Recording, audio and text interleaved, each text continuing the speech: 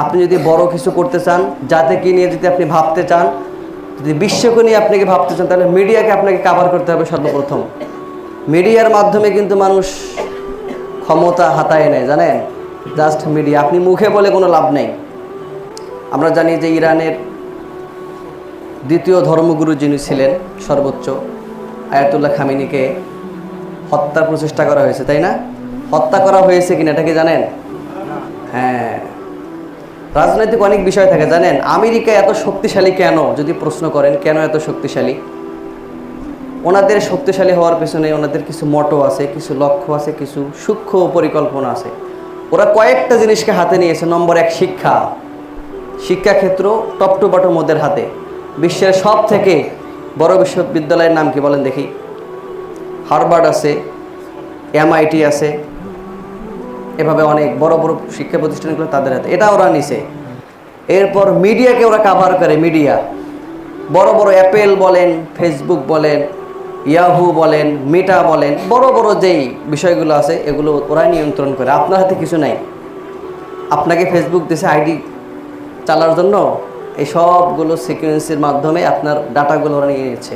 আমার কয়েকদিন আগে ফেসবুক সমস্যা হয়ে গিয়েছিল, আর মানে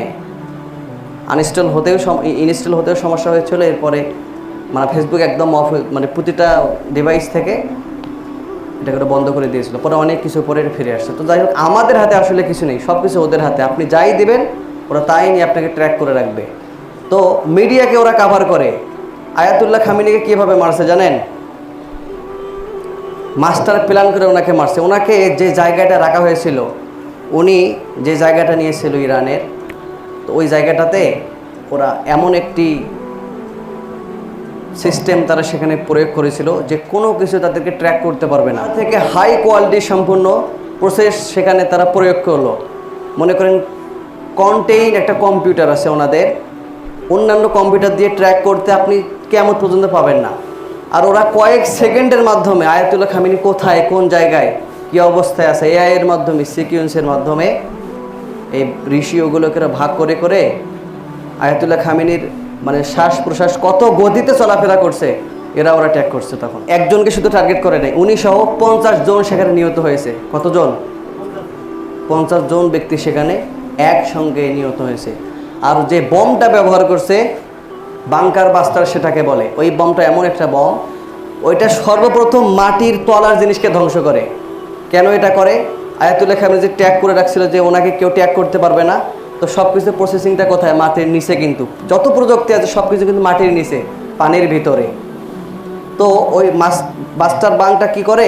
প্রথমে মাটির সব কিছুকে ধ্বংস করে দেয়, একদম গভীর থেকে গভীর তলদেশ পর্যন্ত মাটির সব, মনে করেন প্রসেসিং বলেন, নেটওয়ার্ক বলেন, যা আছে সেখানে সব কিছুকে ধ্বংস করতে। তো ওইটাকে নিচে ধ্বংস করছে, করার পরে তারপরে ওনাকে আক্রমণ করছে।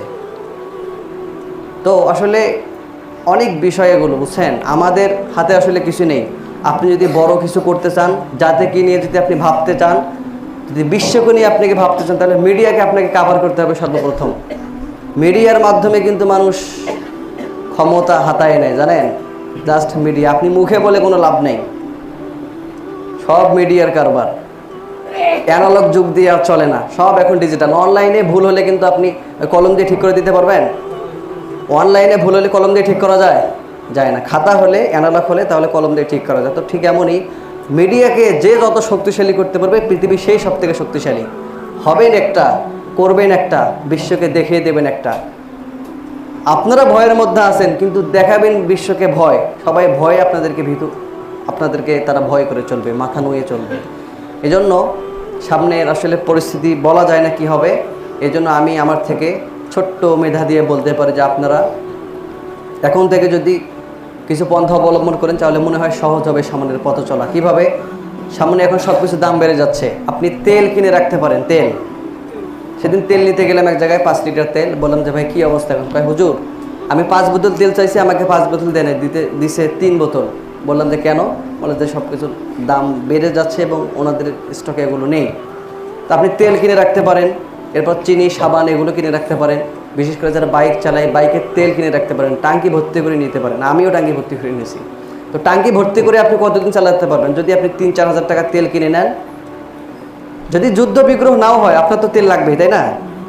তো তেলটা আপনি কাজে লাগাতে পারবেন। আর যদি যুদ্ধ বিগ্রহ হয় তাহলে আপনি হিসাব করে করে চালাতে পারবেন। এই জন্য বলি যে আসলে সব মিলায়ে আমরা যেন দোয়া করি আল্লাহ রাব্বুল আলামিনের কাছে, যেন আমরা প্রতিটা ক্ষেত্রে প্রতিটা জায়গায় হোয়াট ইভার, হোয়েন ইভার, হোয়ার ইভার, যেখানেই যান যেভাবেই থাকেন যাই করেন না কেন, আমরা যেন জীবনের শেষ দিন পর্যন্ত ঈমানের সাথে, ইখলাসের সাথে, আমলের সাথে থাকতে পারি। আল্লাহ রাব্বুল আলামিন তৌফিক দিক, আল্লাহুম্মা আমিন।